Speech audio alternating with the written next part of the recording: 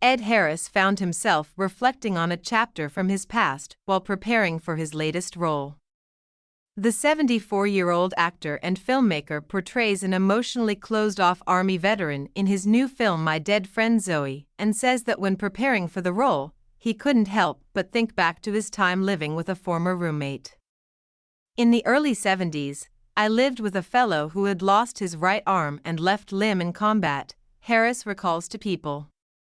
He was a mechanic and I worked with him in his gas station, and he was suffering.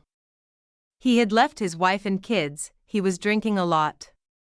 We spent a lot of time together.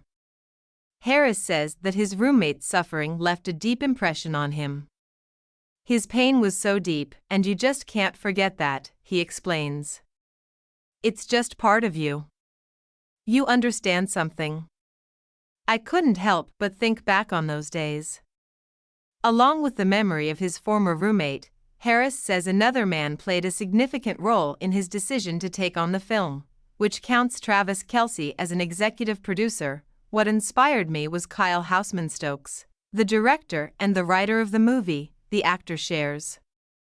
I met with him and he talked to me about his own experiences in combat and how he lost 2 of his buddies when he came back to the States who killed themselves.